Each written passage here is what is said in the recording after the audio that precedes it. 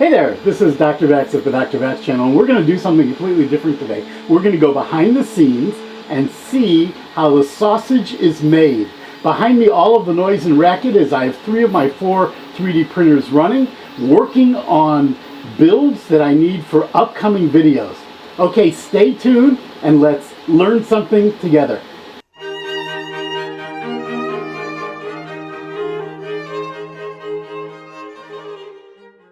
I'm going to begin by taking you on a tour of the 3D printing area. Then we're going to look at the woodworking area and the computer area, and then we'll wrap up. This will be a very short video, but it should give you an idea of how I go about producing these videos. Anytime you see something in a video, I've made it. I've printed it, I've built it, I've turned it on a lathe. I shoot all my own videos, I mix them all in Final Cut Pro, Final Cut X, and the videos are actually shot on a Panasonic Lumix GH4 using a Rode microphone. Okay, let's take a look together. What you're looking at now is part of the Dr. Vax lab. The Dr. Vax lab consists of 2 areas, a 3D printing and electronics area, and a traditional woodworking shop. Today we're going to take a look first at the 3D printing area. If we zoom in over here, we can see the Monoprice Select MP10, which is a brand new printer. It's printing the Kickstarter calibration model, which is about a 4 to 5 hour print, depending on the speed. And that will be presented in just a couple days, my initial quality results for that printer. In the back, we'll see the first 3D printer that I purchased, which was a Prusa i3 MK3. By far, it's the easiest printer I have to use. It's consistent, it's reliable, but it's expensive. I purchased it as a kit for $750. It was a very long assembly, close to 8 hours to put it together. An absolute expert might be able to do it in 6. If you're not very handy, it could take you a couple days. To the right of it, you can see a Monoprice Mini Select, a wonderful little printer for just getting started. You can pick one up for about $180. I'd actually recommend the Mini Select Pro, I believe it's called, which has a removable print bed, because on all of the Monoprice printers, the print bed adheres relatively well, but then it's difficult to get your prints off. And one of my favorite printers for a typical user would be the Ender 5. The Ender 5 is printing a card holder. I'm going to be featuring on my Facebook page a set of prints that are very practical prints to help people understand that having a 3D printer at home is a useful exercise.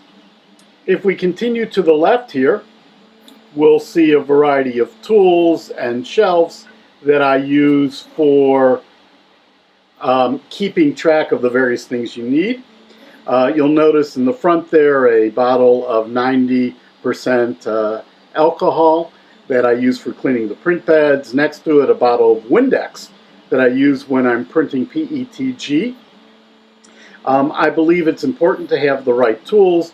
Tools nowadays are really relatively inexpensive. And probably the most interesting thing we will move up to here, and that is my Styrofoam Head. The Styrofoam Head is used, propped at various locations and used to focus the camera. When I'm shooting shots, I very often will lock the focus so that it doesn't move in and out.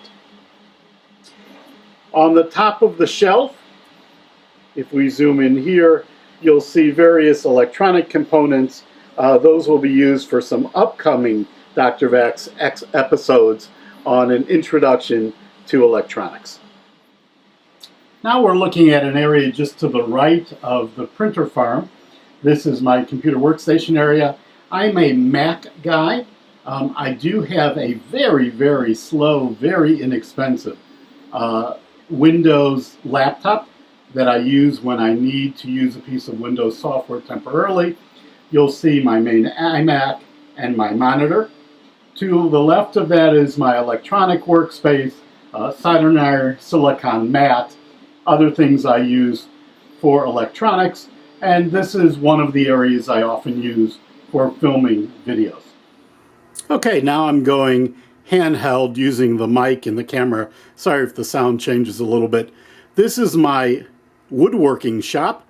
It's a space of a total of about 9 by 10.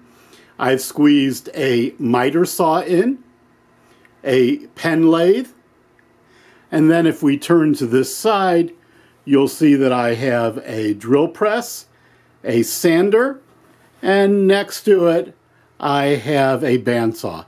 Bandsaw is probably my favorite tool, most used tool in the shop, and we'll be doing a bunch of exercises on all the things you can build with just a bandsaw and a drill press. If you check out the channel, you'll see there are already a series of videos about using the pen pal lathe to make pens and wine bottle stoppers. You will notice there's an oven in the kitchen. I share my workshop with my partner in life. On the other side, on the other end of the workshop, are shelves and drawers where I keep a variety of supplies. If you're in the just make it business, in the maker business, you tend to collect a lot of stuff. And then on the back wall, you'll notice I use every possible space to hang things, a variety of tools that are used for different projects that I'm working on. Finally, you'll see here a series of clamps. They say in the woodworking business you can never have too many clamps. Okay, thanks for watching today. If you liked the video, please say like. More importantly, if you'd like to hear about all of the other things we do here at Dr. Vax on the Dr. Vax channel, the Dr. Vax Lab, please subscribe and please share this video with anyone else that might be interested in learning about making things.